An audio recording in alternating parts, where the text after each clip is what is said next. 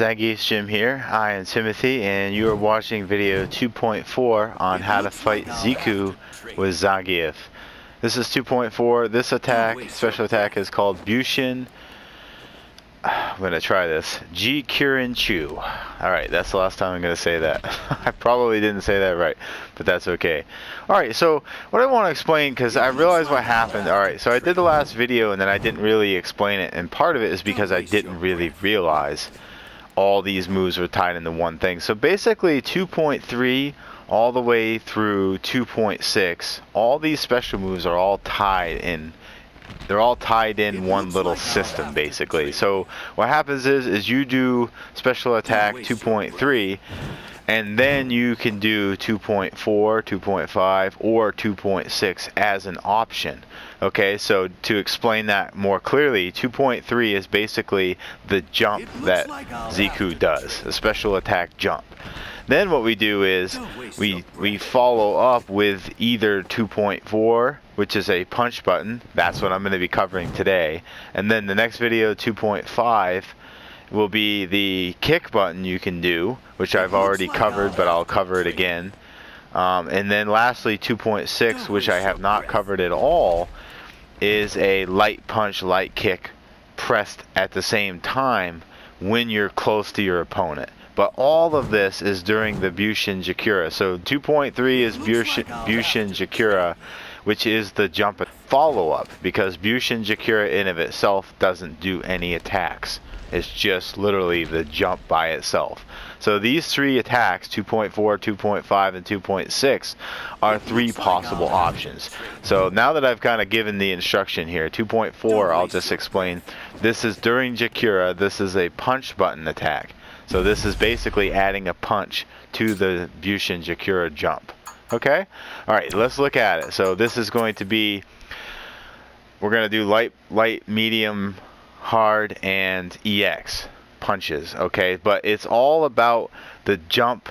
It's all about the level of the Jakura, the punch button that I use during the Jakura. It's all about that. It's not actually the different punch buttons of doing the punch 2.4 Bushin Gekirinchu punch button. It's not about the level of power that you use during that. It's okay. So did that clarify? So it's just the jump. It's all about the power level of the jump attack, not the power level of the follow-up punch. The follow-up punch is the same every time, no matter what punch button you press.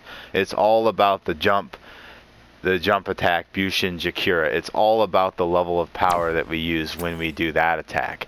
That's going to depend on the positioning that you're in, so you can actually do the punch button. But that's always going to be in relation to your opponent. Alright, so this is the light punch Jakura. This is the light punch button Jakura, like I said. But this is what it looks like when he does the follow through punch. When he does the 2.4 follow-up punch, this is what it looks like. So he attacks behind himself. Now again, I covered this in my last video, but I'm going to look, now that I know what's going on, and you guys hopefully were able to follow what I was just explaining.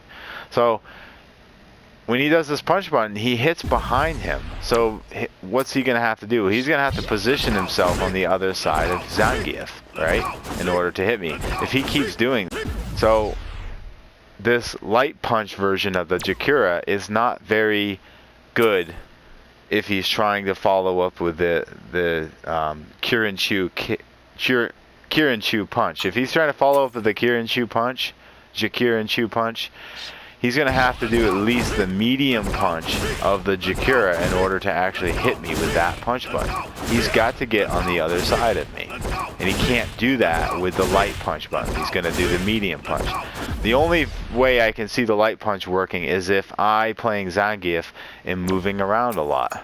As we looked at, if I'm moving around a lot, then he could do that. I'm almost about to be stunned here. Okay. If I move around a lot, then he could do the light punch and get on the other side of me. But generally, because it's so difficult for him to get on the other side of me, he can't do it without me moving. He'll always be on that one same single side. Okay, so because he can't jump over me, that light punch is not as useful. It could be situationally useful, but not as much. Not as much. He won't be doing that as much. His medium punch is more useful because he's able to jump right over me and then hit me. Okay, and even if he's got a little bit of distance to close, he can do that. Now what we're gonna see is that the hard punch is actually even further. He can jump even farther, closer to me. Look at that. He almost got the back punch standing from the start location. That's pretty crazy. But if he's jumping over us with this, he'll pretty much miss us. He may hit us, but at times all we have to do is just move a little bit and he'll miss us. So this hard punch version he's going to do at a range. He's going to wait till he's further away and do it.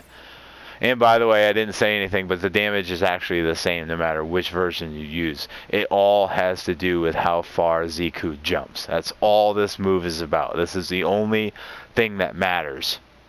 Now see the punch button that we're covering in this specific video, the 2.4, the Bushin Gekirinchu punch. Okay, I'm just going to abbreviate that because I can barely say the name of that attack. So we're just going to call it the Gekirinchu punch going forward to make it simple.